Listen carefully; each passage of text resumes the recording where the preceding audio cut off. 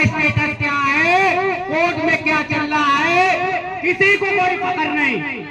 जबकि आज भी हमारे आंदोलन को कमजोर करने के लिए हमारे कार्यकर्ताओं को डिटेन किया गया, हमारे कार्यकर्ताओं को रोका गया और बहन मनीषा वाल्मीकि के भाई संदीप को यहां आने के लिए रोका जा रहा है।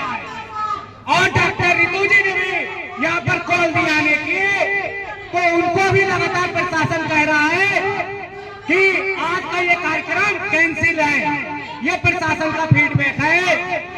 तो भाई साहब, इसमें हमारे समाज का कोई कसूर नहीं है, इसमें कसूर उन मनुवादी भ्रष्टाचारों का है जो लगातार हमारे समाज को, हमारे लोगों की आवाज को दबाने का काम करते हैं।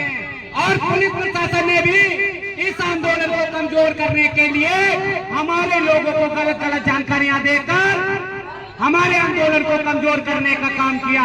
लेकिन मैं आप लोगों को एक बात और बता देना चाहता हूं और आप लोगों को आश्वासन दे देना चाहता हूं कि भीमा कोरेगांव की लड़ाई 500 महारों ने 25,000 की पेशावरों की सेना को ध्वस्त कर दिया था। तो ये वाल्मीकि समाज के बच्चे हैं। हरि सिंह नलवा, जिसके खौफ से मुगलों ने अपनी जान बचाने के लिए सलवारें पहनना शुरू कर दी थी, तो हम उस कौम के बच्चे हैं। अगर हिटलर तानाशाह सोच रहा होगा कि हमारी बहन बेटियों को रात में जला देंगे, हमारे लोग जागरूक नहीं होंगे, लेकिन अगर एक भी वाल्मीकि समाज का बच्चा जाग गया तो इतिहास हमारा ही लिखने का काम होगा इस दौर में भी। हमारे भाइयों, हमें आज मैं फिर एक बात कहना चाहता हूं आप सभी लोगों से कि भाइयों, वो बलात्कारियों को बचा रहे हैं, वो हत्यारों को बचा रहे हैं। हमारा अगर कोई यहाँ तक पहुंचता है आवाज उठाने के लिए, तो उसकी भी टांग खींचने का काम किया जा रहा है, उसको भी पीछे घसीटने का काम किया जा रहा है।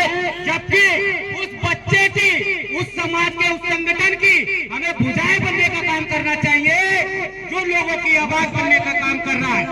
आज हमने देखा उन्नाव की बेटी के साथ खुलेआम दिल्ली की हाई कोर्ट ने 15 लाख रुपए की रिश्वत लेकर उस विधायक को छोड़ने का काम किया। तो सोचो उस मनीषा वाल्मीकि के परिवार के साथ क्या होता होगा, जो समाज आज भी नगर पालिका, नगर निगम से आगे की नहीं सोच सकता। तो उसके साथ क्या हो रहा होगा। अब बात आती है बड़ी बड़ी नारी शक्तियों की, बड़ी बड़ी नेताओं की, दूसरे जाति के संगठनों में शामिल हो जाती है, बेटी बचाओ बेटी का नारा लगाती है। जब बात आती है मनीषा वाल्मीकि के, तो मुंह पर चुप्पी सभी लोगों की क्यों साथ जाती है।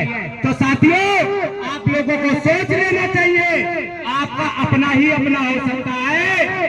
बाहर वाले के साथ खड़े होकर अपने किरदार ऊंचे करने से कोई महत्व नहीं बनता। कि कहते नहीं, अगर चोट आपको लगी है तो दर्द आपको होगा, आपके परिवार को होगा। हमारे बड़े भाई राष्ट्रीय झाड़ू सेना के राष्ट्रीय अध्यक्ष हमारे बड़े भाई लखनऊ और लाखन जी आज के इस कार्यक्रम में आए हैं और ये कौम के असली कोहिनूर आए। इनको पहचानने की जरूरत है कि इनके अंदर दर्द था जो यहाँ आए।